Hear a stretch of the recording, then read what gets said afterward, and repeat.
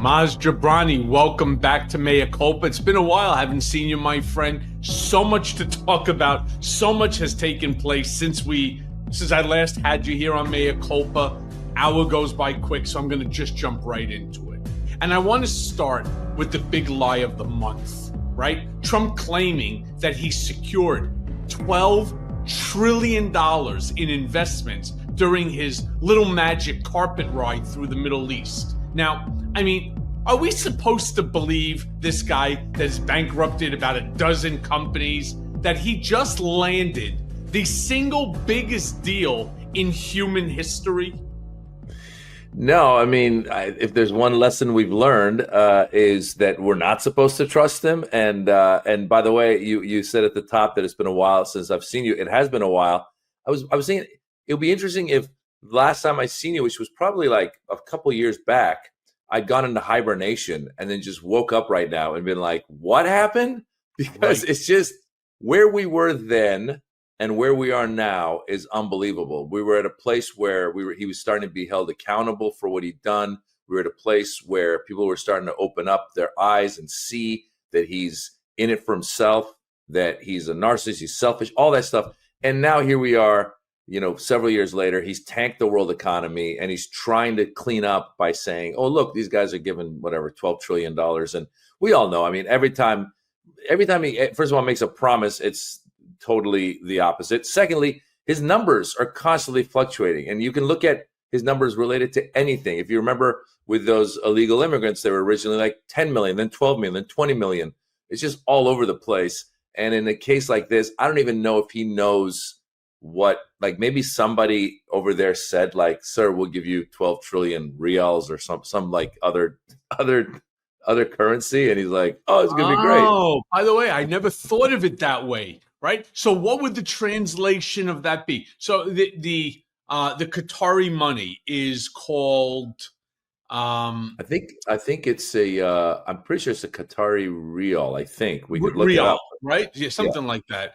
And I wonder what the conversion rate is. You know what? Actually, as I'm sitting here with you right this second, I'm going to look it up because it's an extremely interesting. That could actually 12, let's say, trillion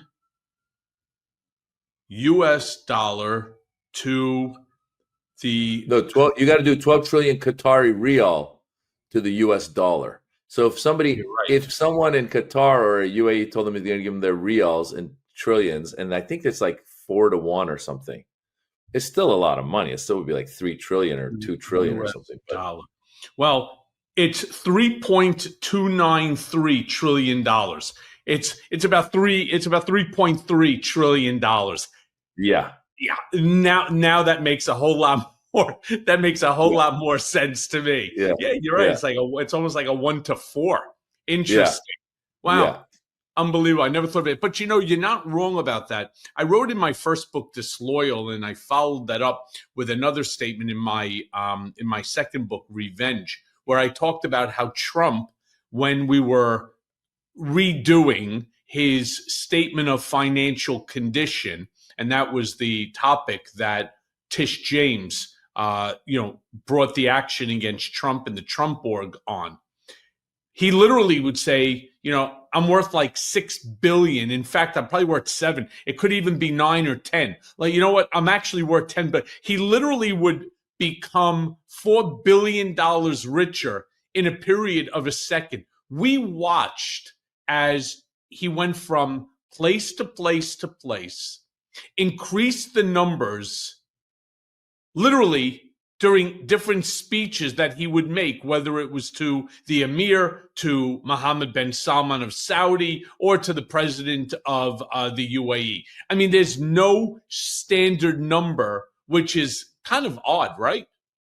Yeah, I mean, we know who he is. He's not a factual person, and he just makes things up as he goes. It's kind of like some kid on the playground being like, yeah, my dad is a millionaire, and then he's a billionaire, there's a trillionaire, and he just keeps going. And so that's what he is. And I don't blame the Qataris or the Saudis or anybody else for trying to play ball with this guy, because this guy he's wide open. He's like, oh yeah, sure, pay me and make me, give me what you want, and I'll give you what you want. Right? So, you mean he's for sale? He's for sale. He's for sale. And so if I had a lot of money too, I would, first of all, I'd promise him a lot of money. And secondly, I'd probably give him a lot less. Just to, again, to your point, just because who knows where he got that number from, the 12 trillion. I have no idea where he got that from.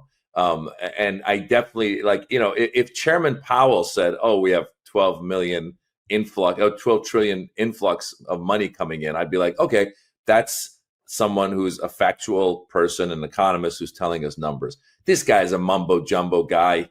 I mean, Michael, matter of fact, what I'd like you to do is maybe a week or so after, or like in 2 weeks or so, just see if you can find other clips and see how that number is moving around. Like there should be almost like a money line, like a Vegas money line on like where's. It's funny, Maz, that we turn it. You're right. There should be a Vegas line. I had this Substack that I had written, in the past. It's called A Birthday Bribe for the Don. And in it, I turn around and I'm like, the United States is so rich. We're so rich, especially even in comparison to the GDP of Qatar. And I kind of talk about this with the aircraft thing that's going on, this $400 million flying palace bribe that they want to give to him. In it, I turn around and I have a new pitch. All right, I really do. So let's just turn around and say what everyone else is too polite, too neutered, or too compromised to say. I say we beat the Qataris at their own game. Let's bribe the president of the United States, our president, tragically and farcically, to work for us, right? And I say, you heard me right. It's time for the United States to roll up its sleeves, take a shot of scotch, and embrace the ugly truth that Trump is for sale. Always has been. The man treats loyalty like a door prize and policy like a limited time offer at Bed Bath & Beyond. But if the alternative is selling America to the highest bidder, then maybe, just maybe, we need to pony up before he puts the Constitution on eBay. Think about it, right? It's going to cost the American people $1 billion if Trump takes this $400 million aircraft from the Qataris, because it needs to be stripped to the bare bones and then reassembled. So if we give him a $500 million aircraft, think about this. If we gave him a $500 million, let's up the ante on the Qataris, right? We're going to make this not a floating palace, just a floating Palace of Versailles, for him with all the bells. I'll put a fucking waterfall in that aircraft if that'll make him happy. Just let's bribe him to work, to grift, to lie, to steal for us instead of for a foreign nation. And with that in mind, right, he calls all of this a presidential necessity. He needs that aircraft. Maz, how do you see this playing out when it looks like such a blatant bribe that's dressed up in luxury leather seats?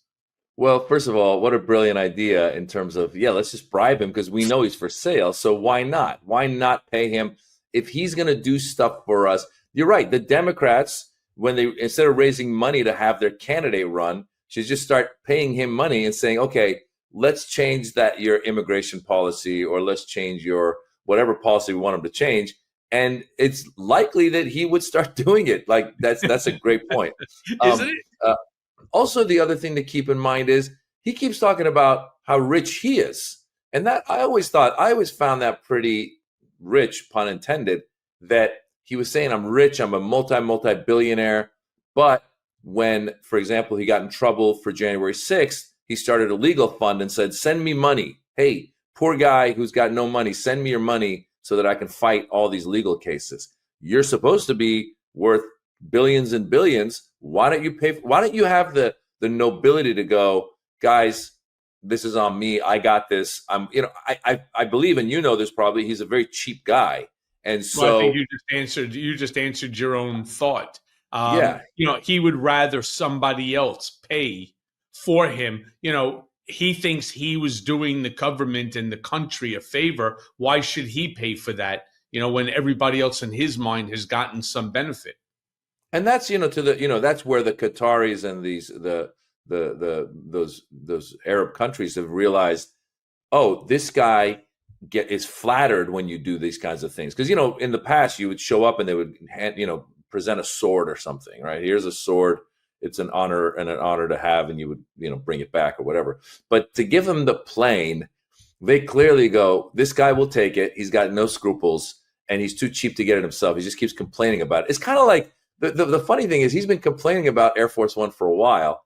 So it's kind of like, a couple in a relationship, and one of the couples keeps saying like, I have my shoes are old. I got these old shoes. And then you go and get them nice shoes. You're like, oh, you kept complaining about your shoes, so I got you the nice shoes. So in this case, he's been complaining about Air Force One for a long time, calling it a dump. And by the way, Michael, I just thought of this. Let's not forget, he keeps saying the White House is a dump.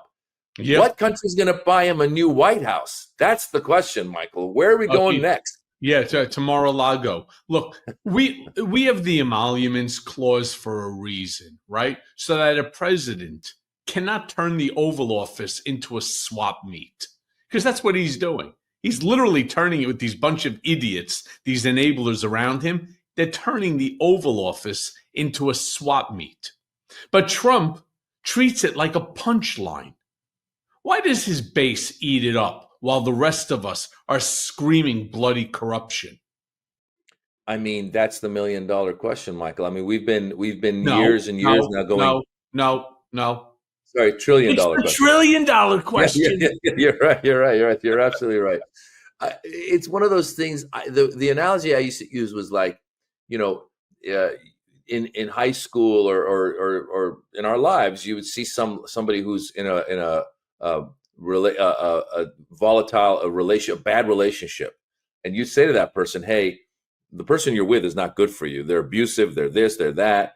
And they would say, no, but he loves me, and all that. And you go, but don't you see what's happening? And that, to me, I feel like are his constituents. Like they somehow do not see what anybody with two eyes could clearly see, that this guy's in it for himself, that he's trying to. Oh, by the way, a lot of this stuff that he's doing, these numbers that he throws out, $12 trillion, the doging of all these agencies, the tariffs that are supposed to pay for taxes, all of this is just a pretense to pass this tax cut that they want to continue.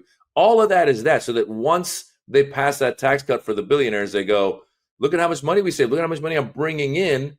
And so I deserve this tax, and this, let's do the tax cut. So it's just, to your point, like it almost feels like his constituent doesn't take step 2 of the thought process and go, why is he doing this? Why is he taking an airplane? Like, to your point, we've been, a democracy for over 250 years. Why has no president ever taken a gift of this kind in the past? Republican, Democrat, doesn't matter. And why is this guy doing it? Because he is, once again, narcissist, in it for himself. And, afterwards, he's saying, I'm going to take the plane, I'm going to put it in my library. I mean, well, how is that for us? He's selling it as like, this is a gift to America. I'm taking it in my library. I mean, come on. The funniest part is when you sit there and you try to explain to one of his followers, these MAGA morons, you do realize that you're not a billionaire. You do realize that you probably have less than $5,000 in your bank, in your checking account or your bank account. You are pushing for billionaires who are worth $100 billion, $200 billion, $300+ billion, that they should pay less in taxes than you do. And yet you cheer this. And how do you cheer it? By buying yet another hat, this one that says Trump 2028 in it, which they are, meaning the Trump group, are now hailing as the greatest merchandising gift of all time. That they have sold more Trump 2028 hats, it's another lie, Trump 2028 hats, than they sold with all the MAGA hats combined. Now, obviously, that's not true, because MAGA hats have a 7-year lead over them, right? Or an 8-year lead over them. So that's clearly not true. But you understand the point that he's trying to make here. Yeah, absolutely, Michael. I think that a lot of times I try to give the Trump voter the benefit of the doubt. I go, okay, maybe they fell for the lie that he's going to bring prices down. He's going to make their lives better. He's going to find jobs for them.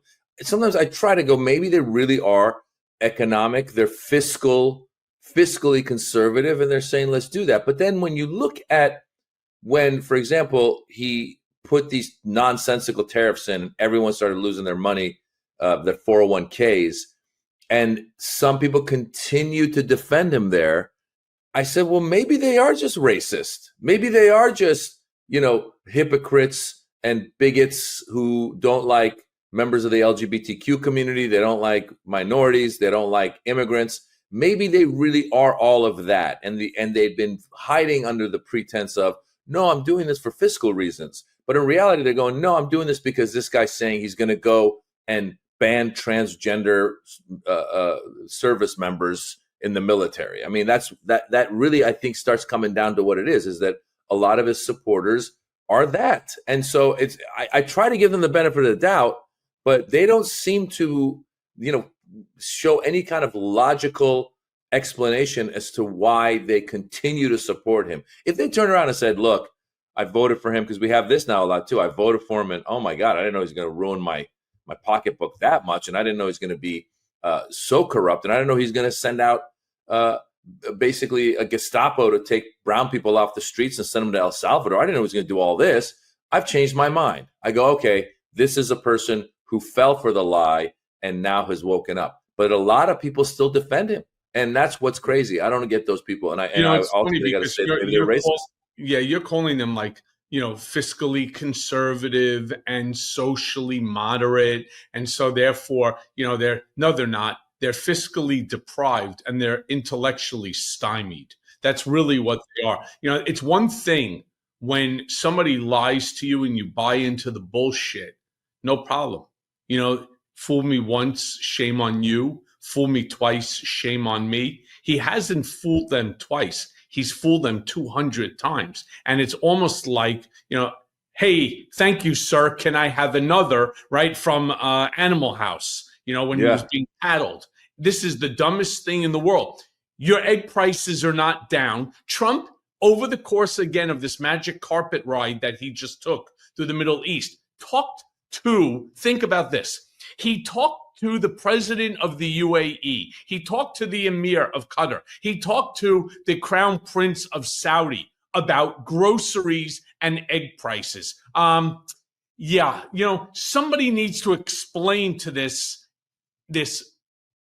intellect of our chief executive, that you are in a Muslim country, right? In fact, all 3 locations that you went to are Muslim countries. They don't give a shit about the Easter egg hunt. That I can promise you. I mean, I assure you, they don't care about the price of eggs, by the way, Mr. President, any more than you do, considering you're not paying for your food, right? Yeah. It's paid for by the U.S. government. You really think that Mohammed bin Salman gives a shit about the price of eggs?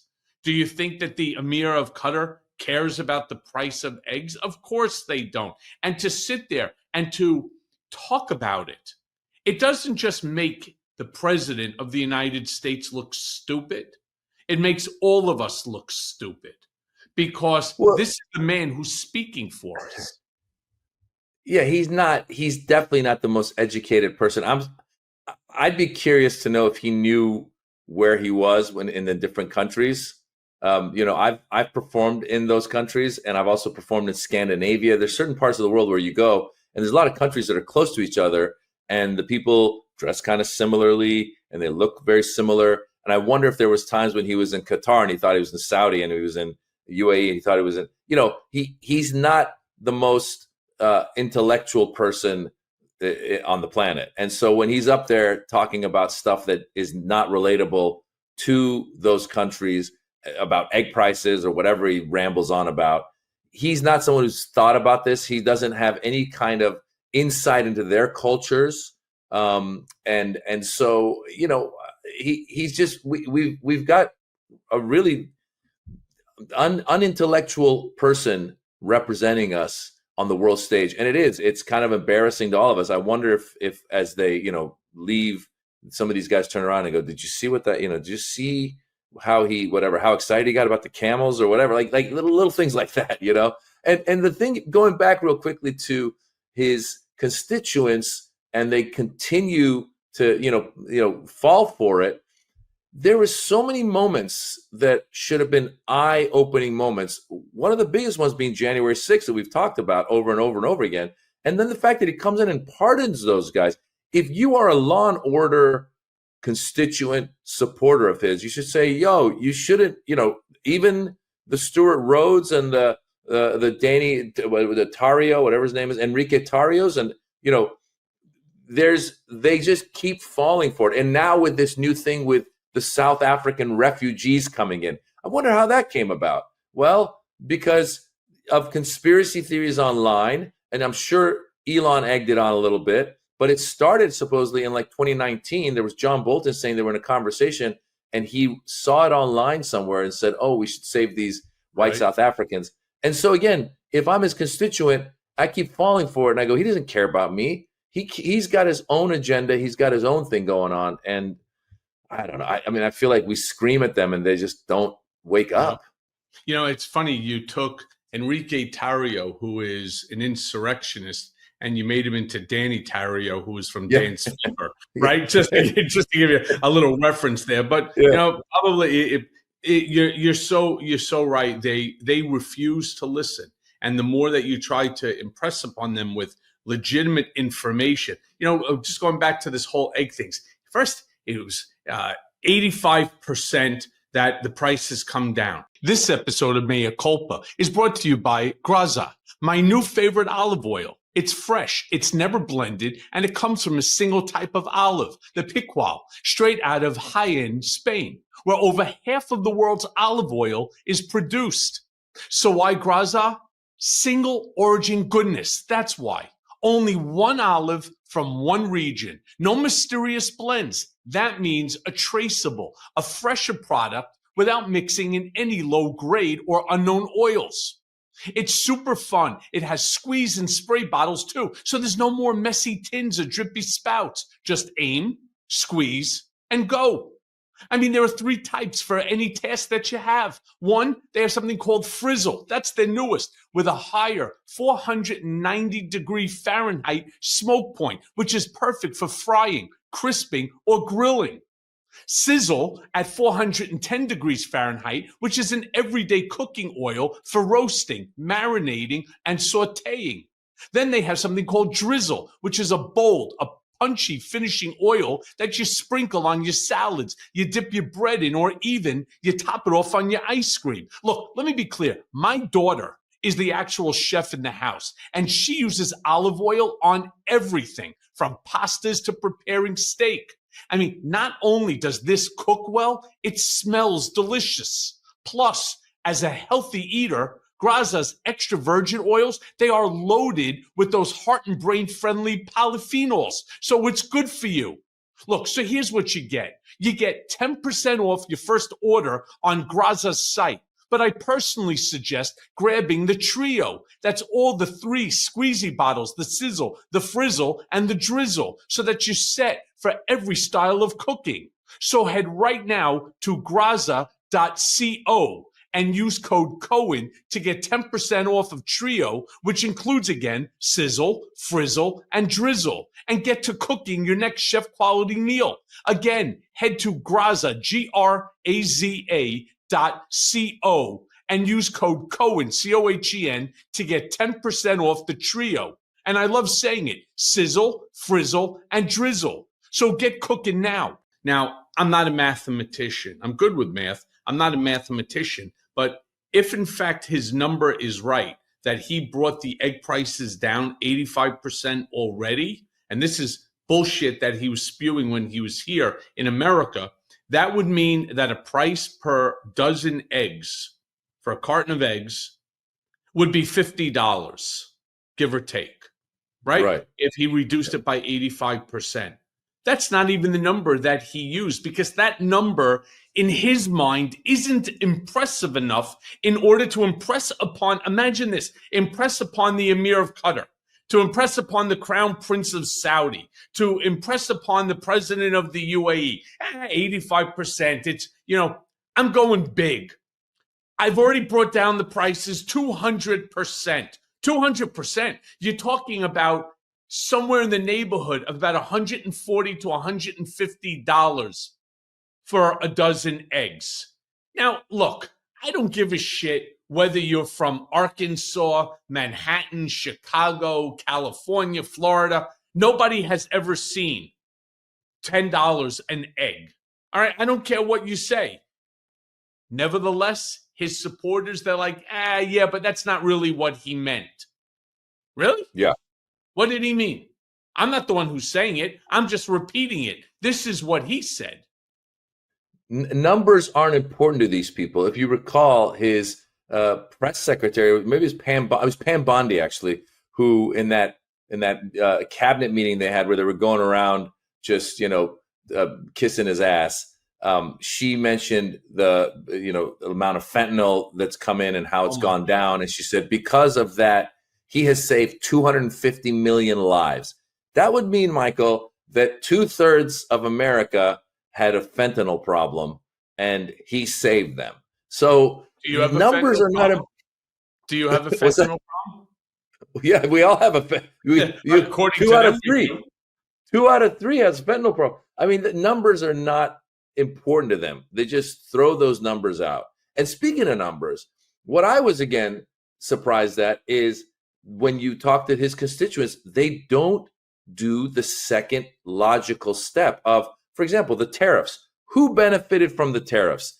Anybody with a ton of money benefited from the tariffs because the stock market tanked. They went on a shopping spree and bought Apple stock at, whatever it was, 20% less. They bought a bunch of other stocks for discounted prices, and they went up. And it's not just my theory. He had Charles Schwab in the Oval Office going, he made $1 billion. He made $1 billion. So you can't make this stuff up. You can't. No. It's crazy. Can I jump onto, because you talked about the deportation. Trump's deportation order literally just dropped like a hammer. I mean, he's calling it round 2 of the Great Purge. What's your take on how this fits into the broader authoritarian playbook that he's using this time around?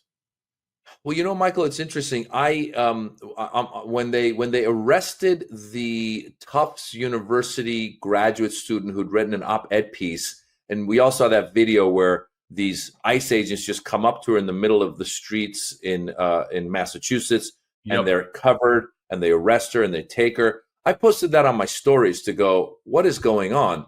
And I have a lot of people who follow me from Iran on my Instagram.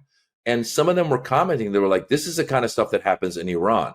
This is the kind of stuff that happens in, let's say, Russia, North Korea, authoritarian states.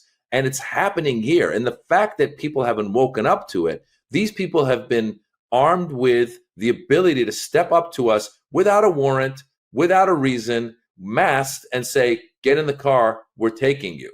And originally, once again, we'll go back to the numbers, we go back to all that stuff. He said, there's going to be 20 million violent criminals we're going to deport. Then when they found out there weren't 20 million violent, undocumented criminals, they go, we're just going to deport anybody who's undocumented.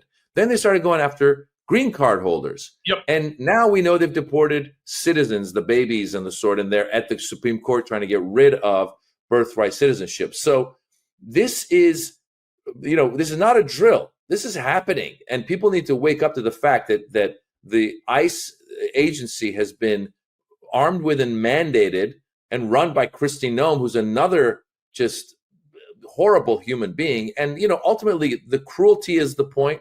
Ultimately, fear is the point. Ultimately, making it so that I have a lot of comedian friends who are naturalized citizens. I'm a naturalized citizen. I have a lot of comedian friends who say, I don't know if I want to leave the country because I don't know what's going to happen if they'll let me back in. Mm-hmm. So it's their intimidation is working, which is not the country that we are supposed to be living in. No, I think the young lady from Tufts, I think her name was Ramesa Ozturk, and yes, she was released, but that was fought. That release was fought by this administration tooth and nail. And I'm glad that you brought up, the point about people not leaving, because yes, you are an Iranian-American. You've talked about how these policies hit home in your shtick, right? How do you process a president demonizing immigrants while kissing up to Gulf state monarchs for his personal gain? Well, once again, I listened to some of my friends who, once in a while when I'm arguing with them, and if they support him, and I say, well, the guy's racist, and they go, he's not racist. Well, what about the Central Park Five? What about the policies that he and his father did when they would not rent to black tenants? What about calling Mexicans rapists and drug dealers? What about all that stuff? And no, well, they have reasons for it, right? And then when you see this clear racist policy that he's just done, where he brings in the white South African farmers and says that they are being they're in a genocide and that they're being killed, when, by the way, in South Africa they have a big violence problem, so their murder rate is up, but that's for everybody, not just white people. It's white people, black people, everybody. So when he does that, meanwhile he is deporting people like the Afghan translators who helped he's getting rid of their temporary protection status. They helped America in the war against the Taliban, and he's saying, you guys go. He's saying people from Venezuela, the Venezuelans who supported him, that famous lady who was saying, Venezuelans for Trump. And then they have the video of her going like, well, he lied to us. It's like, no shit, he lied to you. So brown people seem to be going, and he's okay with expediting the citizenship for white South African farmers. So he's clearly racist, and he's clearly someone who can be bought. And that's the difference for him, for a wealthy Gulf Arab versus an Arab who came here because they're being persecuted and they're running away from whatever their situation is. So yeah, that's what he is. He's a for sale racist. No, that's one way. I want to talk, for example, because you brought up Tufts, the young female student. I want to talk for a second about Harvard. Trump and his enablers are out there every day painting schools like Harvard specifically as ground zero for anti-American Marxists, and threatening, and has already begun to pull federal funding. I want to remind my listeners, the federal funding he's pulling is research and development for Alzheimer's, for Parkinson, childhood cancer research, things that benefit society. Question I really want to ask you is, when did higher education become the new enemy of the state in MAGA world? Well, Michael, there's a lot of factors. First of all, you go back to, I forget, it was some advisor of Ronald Reagan's who had said, you don't want an educated population, because if you have an educated population, they come out, and if there's not enough work, they'll rebel against you. So it's better to keep them uneducated. And now we see with these attacks on these universities, once again, we have lost sight of what America is supposed to do and represent. We're supposed to have the best universities, the best research. That's what we lead in. And by doing what they're doing, this is going to discourage the greatest minds from other countries from wanting to come here. Because the guy knows if he comes here and he says something pro-Palestinian, or he says something, against Trump, or he says something, just expresses opinion in America where he's supposed to have freedom of speech, that he could be sent to a prison in El Salvador. So why would brilliant scientists, come to America when I go to Canada, when I go to Europe? This is going to be a boon for these other countries, and it's going to hurt us. We're attacking our top universities and our top draws to this country. The reason why Silicon Valley is what it is, the reason why you go to Silicon Valley, it's a bunch of immigrants that are creating these companies that are American companies. I think all but one. Right, Google. It was the guy Sergey Brin. You have Elon Musk with Tesla. Right, South African. I mean, every one of these major tech companies are all foreign, except for I think one. Yeah. So so what they're doing, again, and they say it's an attack on woke. It's an attack on DEI. It's an attack on anti-Semitism. It's all such crap. And it's such an excuse to just go towards more and more authoritarianism. The fact that Marco Rubio can say that, oh, I'm deporting these students because their opinions are detrimental to American foreign policy, that just is nonsensical. I guess they tried to do this once. I think it was Janet Reno, where there was a Mexican national who would come to America, but he was a criminal who had done something in Mexico, and Mexico had said, send him back. And the United States at that time was saying, we were going to send him back because it's detrimental to our relationship with Mexico. And so they sent the guy back. But in this case, criticizing Israel or criticizing any country, Iran, America, England, regardless of which side that you fall on, regardless of which freedom side of speech. Yeah, and you should be listen, the people that are sitting there going like, well, good, these people should be arrested. Wait till you say something that is, considered socialist or communist or anti-Trump. Wait till you criticize this crazy birthday parade he's trying to throw for himself, and he comes around and they say, oh, we see that you did a post making fun of dear leader. Well, come with us, right? Yeah. I mean, you remember there's that famous poem, right? First they came for the socialists. I didn't speak up because I wasn't a socialist, and then ultimately at the end, then they came for me. There was no one left to speak up. That's the problem. And you're right. Look, regardless of what position that you take, in the Israel-Palestine conflict, it's irrelevant, regardless of whatever issue or whatever position you take regarding Russia and Ukraine. I know people that are turning around and saying, you know what, fuck Ukraine already.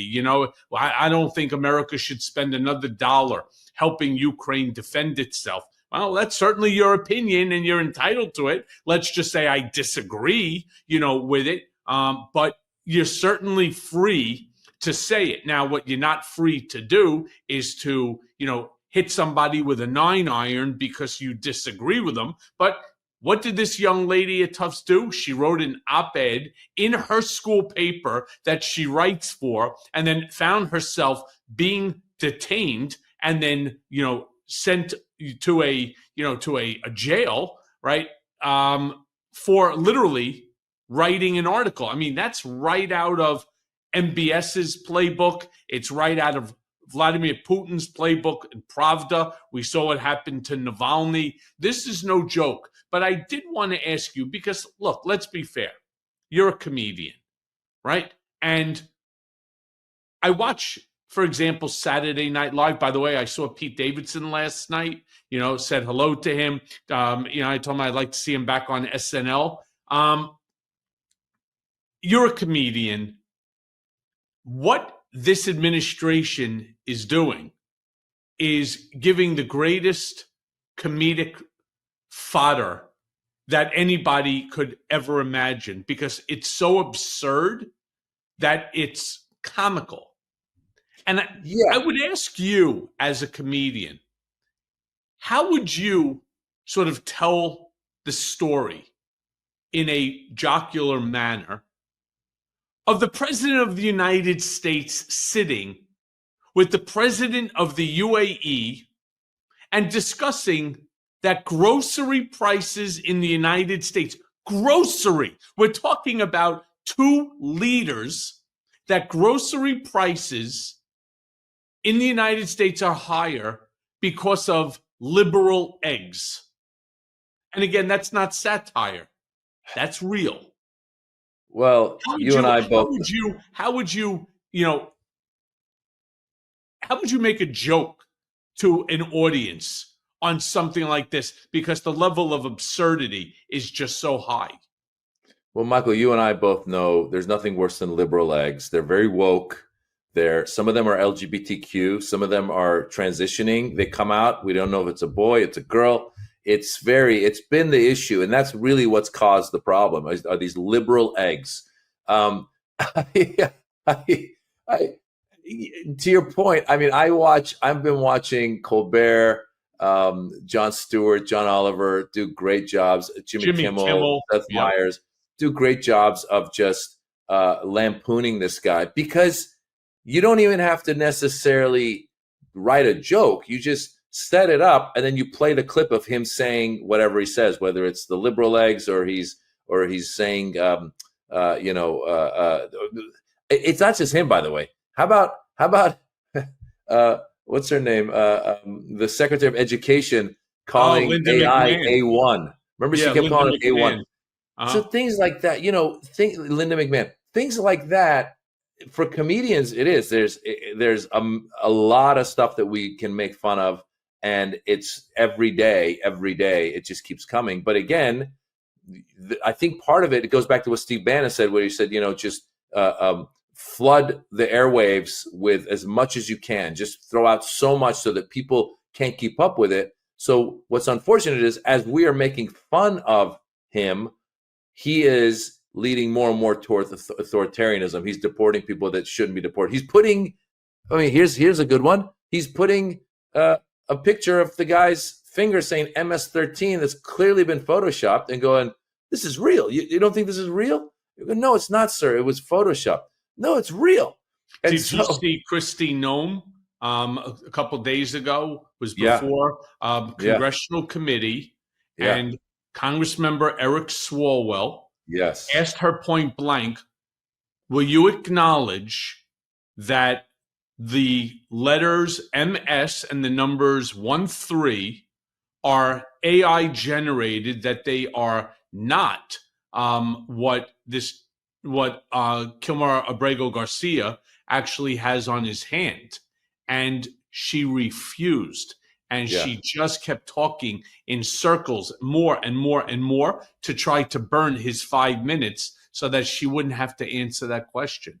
I found that to be beyond despicable. Well, they say you elect a clown, you get a circus, right? So you got her doing that.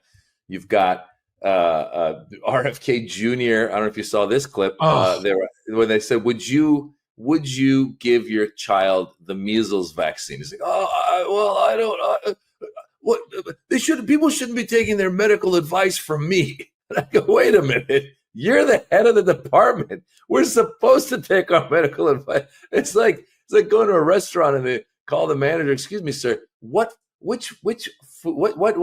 item should we order? He goes, well, you shouldn't be taking advice from me on what to order. No, you manage the place. I want to know what you want. What's your best dish? What's your best dish? Well, I mean, it's or how about RFK swimming in a swamp?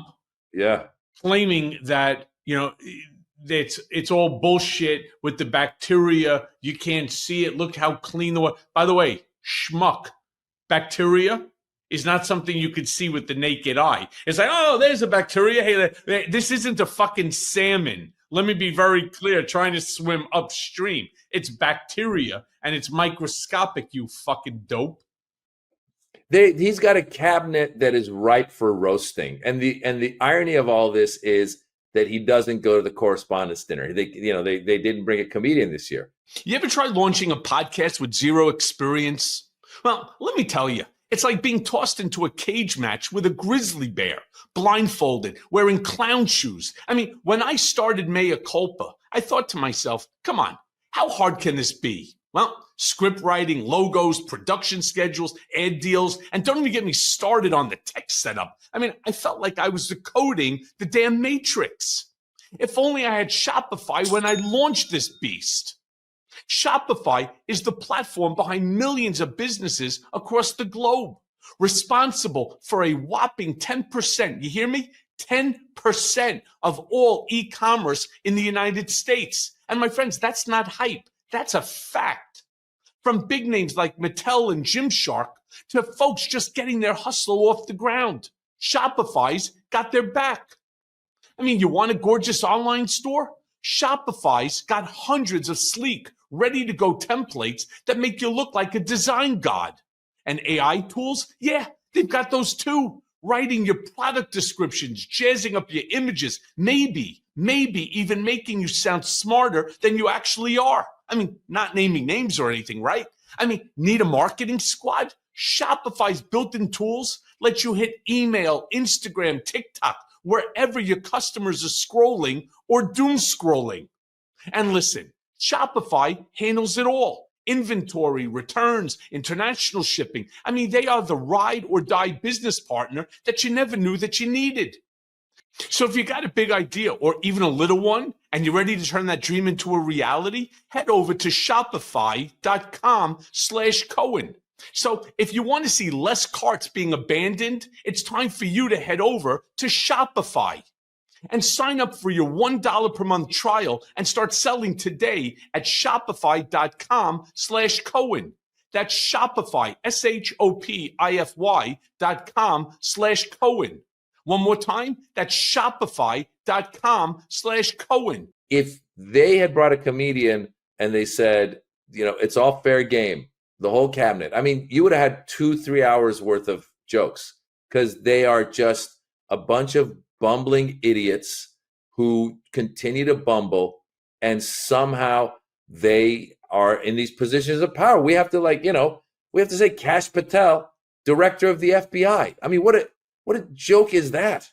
It's a joke. Can I tell you something? The other day, there was this whole thing about James Comey with a bunch of seashells, 8647, and so on. And I think Comey was dead ass wrong for doing it, and his notion, he lies too, by the way. That's a big problem. Everybody, all of these individuals, they all fucking lie for a living. Oh, I didn't know what 86 really meant. And when I was ultimately told, I took it down. Really? Because a fucking 5-year-old knows what it means to 86 something, right? It was wrong, especially in light of the previous scenarios. But the craziest part is Kash Patel put out a post, and it was actually the most accurate and sensible post that anybody can put out. For the first time, I was really impressed with him. I was like, oh my God, maybe something happened. Maybe somebody hacked Kash Patel's, X or Truth Social. It was a perfect post about why you don't put up something like that, and the fact that the FBI is not the group that investigates things like this. It's Secret Service, but FBI will work along with Secret Service if that's what they ask. If they ask us for help. It was a very tempered, and it was a well-written and a well-thought-out post. So, Kash Patel, I know you listen to this, all right? Good job, my friend. And since, again, we're talking about stupidity, can we talk about Trump's tariff war going on globally? I mean, just the other day, while in the UAE, he actually told, literally, the president of the UAE and to everybody that was listening, that China is begging to make a deal, as all the countries are, right? Even though that he claims that there are more countries than actually are, but everybody's begging to make a deal. And while he's making that assertion, he's also threatening new tariffs on everything from semiconductors to sneakers if they don't do what he says. So I really want to just ask you, is this foreign policy or just a late night infomercial with global consequences? I'm going to go with the latter, Michael. It's how did I know you were going to do that? Yeah, I mean, there's so many things here. First of all, the fact that every time they're about to make some sort of deal or pause on the tariffs, he goes to Truth Social and he goes, "Now's a good time to buy stocks." I mean, that just in a sane world, the SEC would be so far up his ass right now, just going, "No, you can't keep saying, oh, I'm about to announce a deal. Now's the good time to buy stock." I mean, it's just bold cheating and stealing.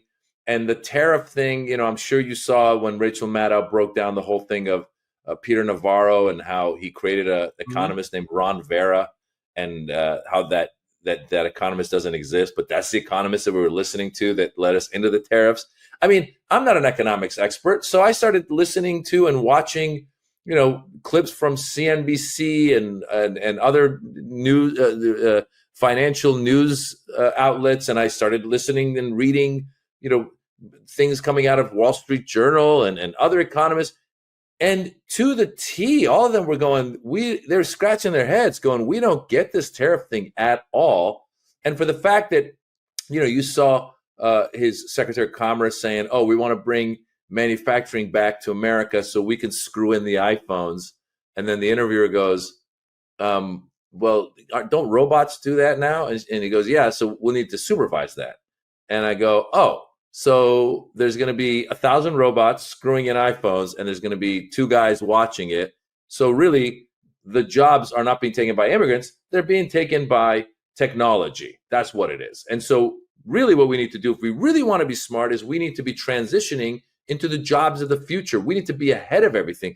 We need to have these. Maz, please don't use the word transitioning, because then we're going to get attacked on, on the entire transphobia coming out of this administration. It's just unbelievable how many, to your point, like you're right, how many things they go after and how nonsensical it all is. And these tariffs are one of the bigger ones. You're gonna step up to China. China doesn't need you. China's laughing in your face. And the fact that he comes out and he goes, well, we made a deal and we brought the tariffs down. You didn't have to start the problem in the first place. And you could have, by the way, dealt with things surgically. I'm not saying China is a great actor here. I know that China definitely, is our big economic rival on the world stage, and we should do things to try and even that playing field. But you don't do it by announcing a worldwide tariff that tanks the economies of the world and almost leads us into a recession. So, I don't know. It's almost like, isn't it? It's almost like Munchausen by proxy. It's where, you start a fire, right? So that way you could put it out and become the hero. I mean, that's exactly, or you make your kids sick so that you could cure them, and that way you become the hero. I mean, that's the way that I see it. But I want to ask you this as well, right? Because you've spent your career showing people the absurdity of stereotypes, right? But Trump, he builds his brand off of them. Muslims, Latinos, Hispanics, Chinese, transgenders. How dangerous is it when the leader of the free world traffics in racist stand-up dating back to the 1980s? Oh, it's very dangerous. And he's been doing it for a long time, from when he first said that Barack Obama wasn't born, the birther, the birther scandal, the birther conspiracy, to in the debates, he brought out in the debates, they're eating cats and dogs. They're eating cats and dogs. So when you see that on a fringe Twitter page, you go, oh, this guy's crazy. But when it somehow makes its way out of the mouth of the president of the United States, that's very dangerous. Because, Michael, the danger of it is, first of all, you laugh at first. You go, I can't believe he just said that. But there are people who take him for his word, who are also, like you said, stereotyping, and they're going, oh, well, they are eating cats and dogs. And so the next time they come across, a Haitian in Springfield, Illinois, or wherever it was, they confront that person, and it leads to violence. It leads to danger. I mean, I talked about this in my Netflix special. In his first campaign, when he was doing the anti-Muslim rhetoric and saying there's going to be a Muslim ban and all that stuff, there was a guy, I believe it was in Kansas. He walks into a bar where there's 2 Indians who have come from India to work tech jobs and make a better life for themselves. And at some point, for whatever reason, he goes to his car, comes back with a gun, shoots them, gets in his car, drives to another bar and starts talking to the bartender and says, I just shot a couple of Iranians. That's what he said. And when you look at it, you go, why did this guy in Kansas, first of all, think he was shooting Iranians? Why would he want to shoot Iranians? And then he got Indians, and there was no confrontation. It was just him doing this because of the rhetoric. When you hear that Muslims are coming after us, Iranians are coming after us, Palestinians, when you hear all of that stuff, there are people who are not sane, and they're going to do things like this. So absolutely, Michael, it's funny at first, but dangerous, very dangerous for the leader of the free world to be participating in these types of stereotypes. Yeah, I agree. So look, Maz, like I said, the hour goes by really quickly. I have one final question for you. And in all seriousness, because you and I, we could joke about this insanity all day long. I mean, you don't have to be a great comic in order to come up with great punchlines anymore. Just use literally word for word what some of these idiots are saying. How do we fight this? The lies, the authoritarianism, the grift. Can comedy still cut through the madness, or are we too far gone for punchlines at this point in time? Michael, it's funny because when he won in the election, I was just exhausted. And I know a lot of people went through this. I stopped watching a lot of news. I was just listening to music. Because I thought, oh my God, after all of this, the bully won. After all of this, he was on the line to be held accountable for January 6th, to be held accountable for the classified documents, to be held accountable for all of his grifting.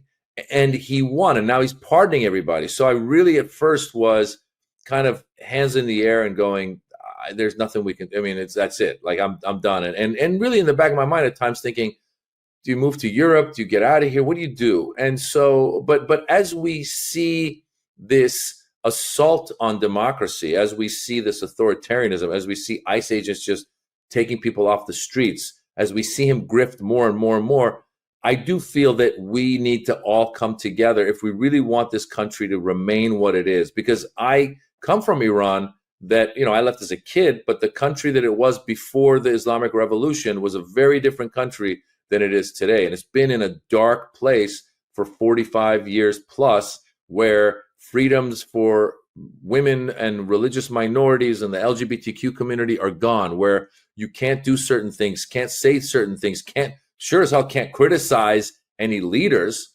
You can't criticize. I did a joke in my Axis of Evil comedy special. I said, the beauty of America is we can make fun of our president. I go, I can't make fun of the president of Iran in Iran. If I did that, you'd say, hey, when's your next show? I'd be like, there are no more shows. The Ministry of No Show showed up, and my next show will be in prison.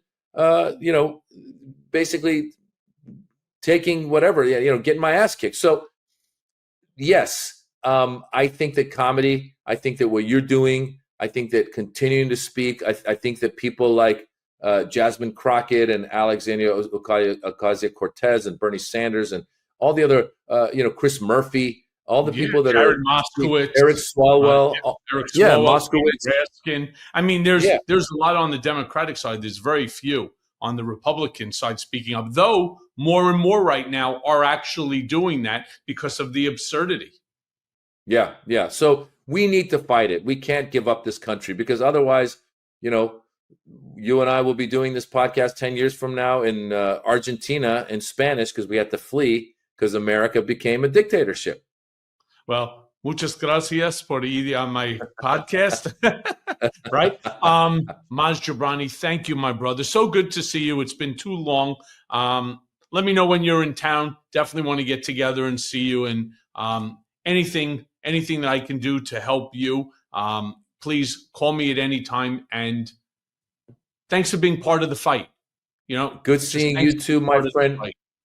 I was really happy you reached out and had me back on. I'm happy to be on with you. It's therapeutic for me. And I'll be in New York in November doing town hall. So hopefully, if you're in town, we'll get you down to the show this time, and we'll have a good laugh. I look forward to it. Maz, thank you, brother. Take care. Bye.